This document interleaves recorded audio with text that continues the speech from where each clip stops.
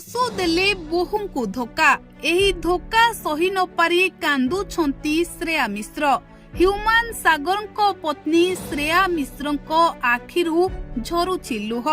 ପ୍ରଥମେ ଶାଶୁ ବୋହୂଙ୍କୁ ଘରକୁ ଡାକିଲେ, ଆଉ ତାପରେ ବୋହୂଙ୍କୁ କୁଣ୍ଢାଇ କାନ୍ଦିଲେ।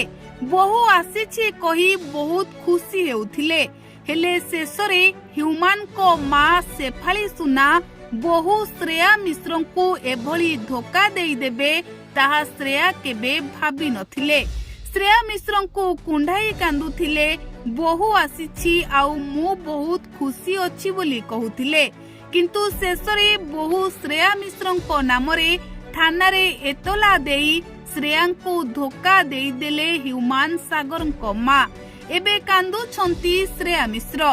ଏତେ କମ୍ ବୟସରୁ ସ୍ୱାମୀଙ୍କୁ ହରାଇଲି, ଝିଅକୁ ଏକା ଏକା ପାଳନ କରିବି ବୋଲି ନିଜ ମନକୁ ବୁଝାଇବା ବେଳେ ଶାଶୁ ଦେଇଛନ୍ତି ହ୍ୟୁମାନ ସାଗରଙ୍କ ପତ୍ନୀ ଶ୍ରେୟା ମିଶ୍ରଙ୍କ ନାମରେ ଥାନାରେ ମାମଲା।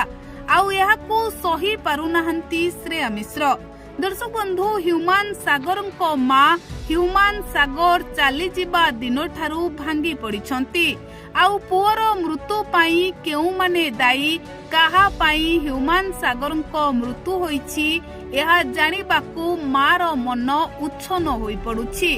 ଆଉ ଶେଷରେ ହ୍ୟୁମାନ ସାଗରଙ୍କ ମା ହ୍ୟୁମାନ ସାଗରଙ୍କ ମୃତ୍ୟୁର 1 ମାସ ପରେ ଥାନାରେ ଏତଲା ଦେଇଛନ୍ତି। ଆଉ ଏତଲାରେ ହ୍ୟୁମାନ ସାଗରଙ୍କ ମା ସନ୍ଦେହ କରୁଥିବା 8 ଜଣଙ୍କ ନାଁରେ ଏତଲା ଦେଇଛନ୍ତି। ଆଉ ଏହାରି ଭିତରେ ରହିଛନ୍ତି ଶ୍ରେୟା ମିଶ୍ର।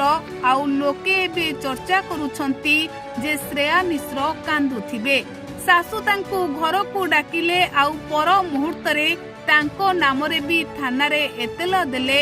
ଏକଥା ଭାବି ଶ୍ରେୟା ମିଶ୍ର ଏବେ କାନ୍ଦି ପକାଉଥିବେ। ତେବେ ଦର୍ଶକ ବନ୍ଧୁ, ଏଭଳି ଚର୍ଚ୍ଚା ଏବେ ଲୋକେ କରୁଛନ୍ତି।